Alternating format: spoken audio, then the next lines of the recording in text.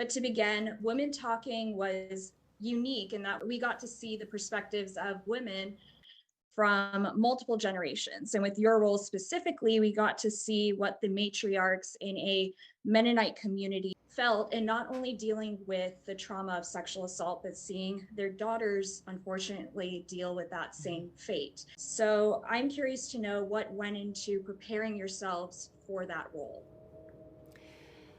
Well, Sarah Polley, who adapted the screenplay from Miriam Toews' original novel, which then again was based on a real story of a Mennonite colony, the words were very powerful that she wrote. So for me, I always go to the script, and it was so rich. Sometimes with scripts you sort of have to add and complicate Yeah. and do backstories.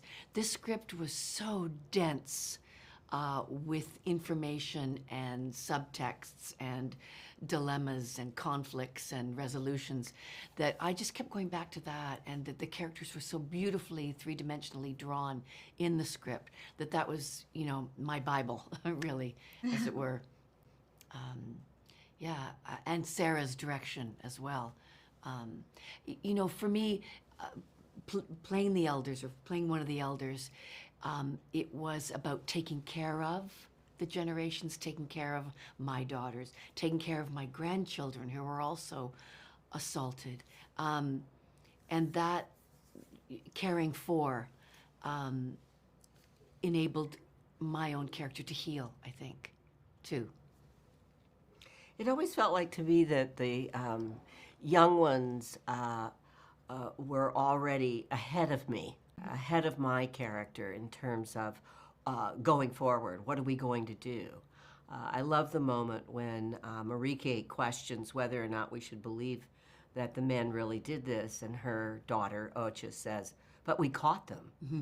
And that directness and that understanding, and in many ways that innocence, says that's how we deal with this. We caught them, they're going to pay for it. Where my generation is caught up in all of the religion and how I have grown up in the faith of not questioning. And so I have a further journey to make in many ways than the young ones. Because I've got to shed a lot of baggage. I've got to rethink a lot of things in order to move forward, and in a way, for us to lead the women where they need to go. I think what we have on our side is patience, that we are actually, they're slightly more impulsive. I think we've left that all behind, and we can measure and take our time, even though there is only 48 hours. Which I think drives the younger generations crazy too. Let's make a decision. Are we going? Are we not going? Come on. Let's move on this. Whereas we are, well, let's just look at it from this side now. Right. Yeah, I can't lie. When I was sitting watching it, I felt like I was there, and I just wanted to scream, come on, leave.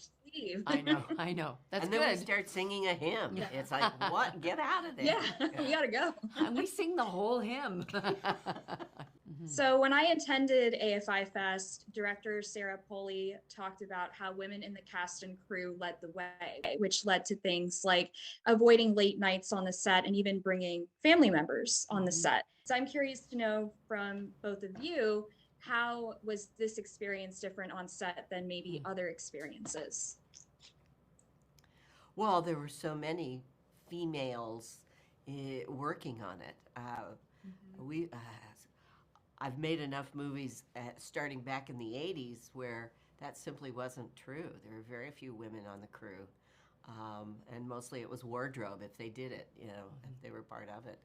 It was very refreshing to see female grips and people moving big machinery, and they were female. It was very comfortable. I found it a very comfortable set that way. We were also very repressed with the COVID restrictions, right, which I think sort of fed into the whole repressed world that we were creating. We weren't allowed to see anybody. As you said, nobody came to set. We were just in this huge big bubble of, polyester dresses and ankle socks and sandals and us living together all day long, 12 hours a day. going home to our little hovels at night, being warned not to see anybody, or it was a very pure experience. We were all in a green room, which was a very large conference room, and hung out in between setups.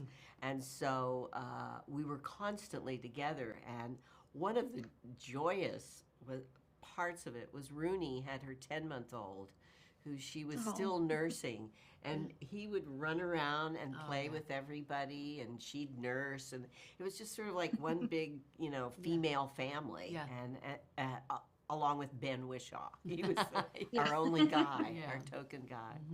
The film covered several topics that are at the forefront of conversations that we're currently having, right? Transgender issues, transgender rights, and also the idea of women staying single throughout their life. I'm curious to know how you felt seeing these issues being covered in the context of a Mennonite community. Well, it's really the microcosm, isn't it, of the world we live in now in a hayloft. And you're right, I hadn't thought about Rooney's character as a woman who's electing to be alone and being just fine with it. And, that's Miriam Toews. She wrote that novel. Every person is very three-dimensional in it and well drawn. The idea that Melvin has chosen not to use his voice. Again, it's women talking. It's just the metaphors in that were so fantastic. My teeth coming out, losing my ability to talk. Like that. They were all purposeful, I think, in the film, and important, and relevant. It also gave you the distance to be able to look at it, because I think when the movie starts, because of that particular culture, you think you won't have anything in common. You're going to watch this fable unfold, and very quickly you realize, it's the same thing we're talking about. What's going on here in 2022? Unfortunately, the world hasn't changed. Yeah, and that blends right into my next question. So in a Now Toronto article, Sarah Polley talked about how it felt to release this film in the midst of a movement that is going on right now with regards to Roe v. Wade and reproductive rights of women in the US. In a nutshell, she said, just like the stakes are high for the women in the film, the stakes are similarly high for women and securing reproductive rights. So I would love to hear your perspective on this. The idea that we get to vote, first of all, for the first time in our lives is massively important to me. I voted in Canada recently, and I've always found it a very moving experience to cast my vote. And in this situation, we're casting a vote that is going to determine everything about our lives. It's almost a do or die situation, and that's very profound to me. In your country, a vote is something that you have power over, and isn't that a wonderful thing? Not to take for granted. Choice. Yes. The choice to. And Sarah has spoken extensively about how she wanted this to capture how a democracy begins by setting up, we're uneducated, we don't read, we don't write, but we knew to vote, and give everyone the right to speak up.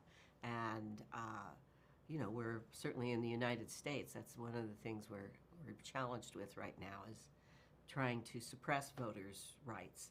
And how is that going to affect our democracy? Film should be a mirror to what's going on. Yep. To society, to what we're, and so if nothing else, we hope that this film provokes conversation about reproductive rights, about Roe versus Wade, about every issue that's not necessarily named in the movie, but you can certainly see the parallels too. Definitely. And my final question for both of you, what message do you hope viewers take away from watching Women Talking? I always say I hope they take away what they need, because Sarah has tackled so many themes, that I'm sure it's going to speak to people in several different ways. So when a need is served, then that means the door opens and change can happen. So if you need to hear yourself and what you think of, whatever, faith, power, abuse, sexual abuse, whatever, then hopefully you'll change. And I think, it's called Women Talking. So it's about finding your voice, leaving the theater after seeing this movie and going, I think they have a problem and maybe we need to talk about it. Telling your own story, sharing it, which then can open up so many different directions of positive growth and hope and change and motion forward, and just recognizing that everyone has a voice, everyone has a story, and it's important.